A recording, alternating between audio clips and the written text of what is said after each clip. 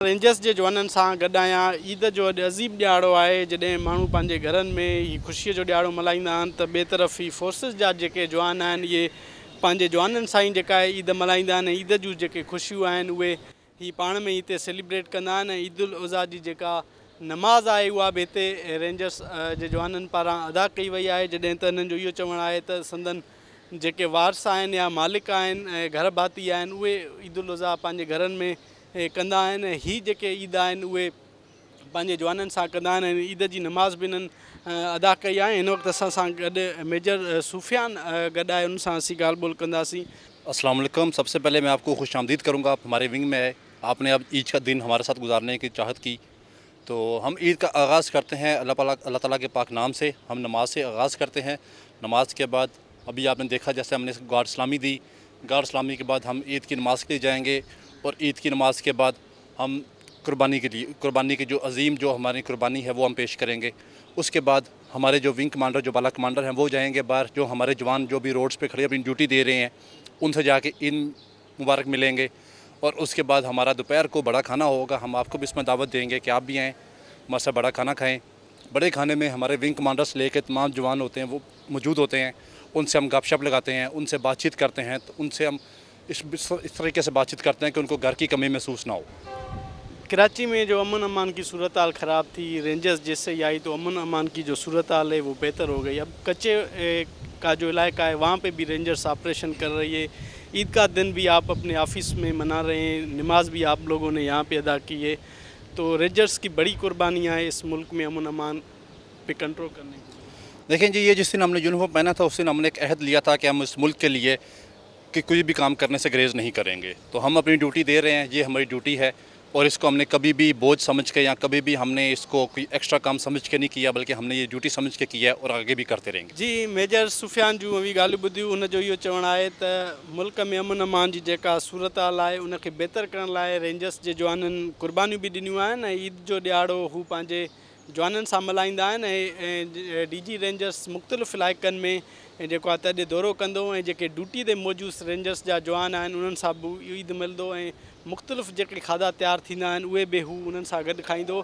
जॾहिं त रेंजर्स जा जवान हिते हिक ॿिए खे ईद मुबारक ॾेई रहिया आहिनि, ईअं लॻी रहियो आहे त ॼण हू पंहिंजे घर में ईद मल्हाए रहिया आहिनि।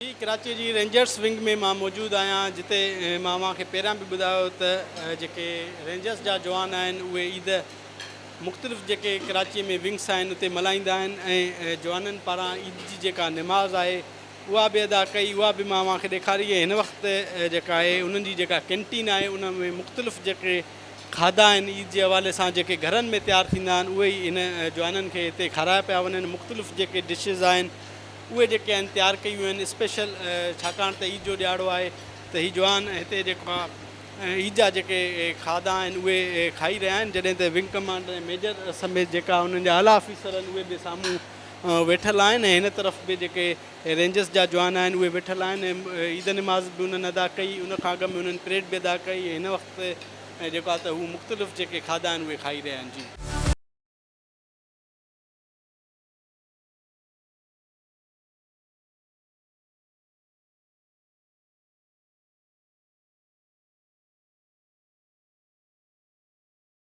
रेंजर्स जे जवाननि ईद नमाज़ अदा कई, उन खां पोइ मुख़्तलिफ़ जेके खाधा हुया उहे तयारु कया विया, उन्हनि पारां खाधा विया। ऐं हिन वक़्तु शहर में सिक्योरिटी जे हवाले सां रेंजर्स जा जवान जेको आहे त गाॾियुनि में वेही रहिया आहिनि ऐं मुख़्तलिफ़ रोडनि ऐं रस्तनि ते ही सिक्योरिटी जे हवाले सां पंहिंजूं ड्यूटियूं सर अंजाम ॾींदा।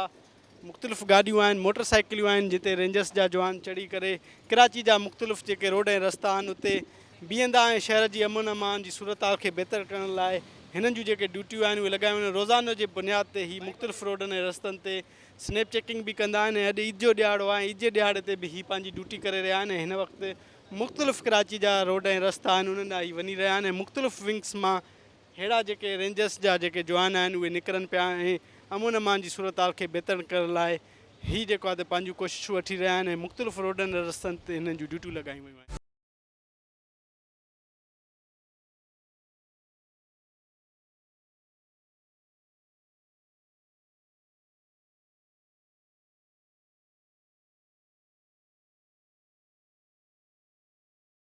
जा जवान ईद जो ॾियारो कीअं मल्हाइनि पिया असां तव्हांखे ॾेखारियो ऐं हिन वक़्तु रोडनि ते असांखे मौजूदु नज़र अची रहिया आहिनि। मुख़्तलिफ़ जेके गाॾियूं आहिनि उन जी उहे चेकिंग करे रहिया आहिनि ऐं रेंजर्स जा जवान ईद ॾियारे बि पंहिंजी ड्यूटी जो जेको फ़र्ज़ु आहे उहो निभाए रहिया आहिनि।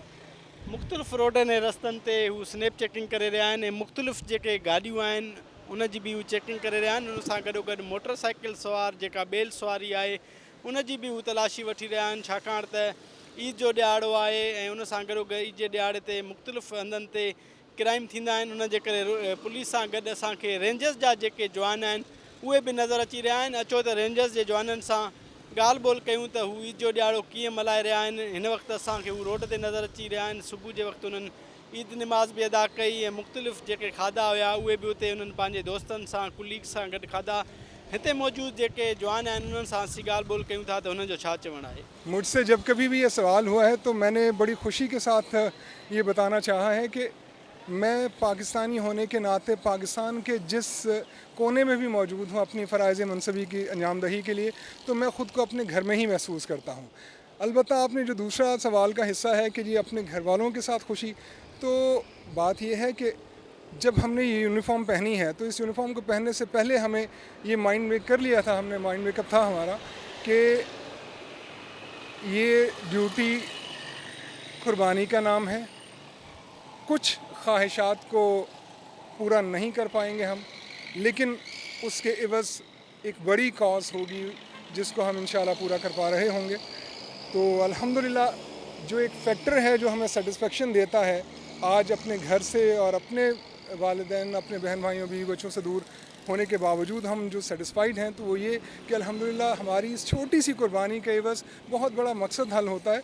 वो ये कि हमारे हम वतन आज के इस रोज़े सईद को, सुन्नत इब्राहीमी को मुकम्मल तहफ़्फ़ुज़ के एहसास के साथ अदा कर पा रहे हैं। तो ये एक बहुत बड़ा ऑब्जेक्टिव है जो हमारी छोटी सी कुर्बानी के एवज़ हमें हासिल हो रहा है। तो ये हमारे लिए एक प्राइड है।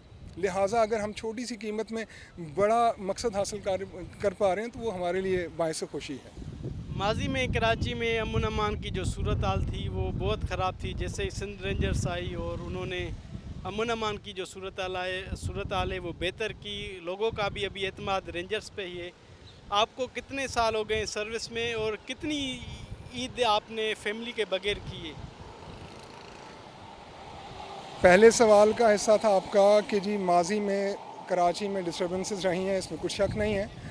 आप जानते हैं, हमारे कराचीइट्स जानते हैं कि पहले वो अपनी चरमे कुर्बानी स्पेशली अपनी मर्ज़ी से किसी को डोनेट नहीं कर पाते थे।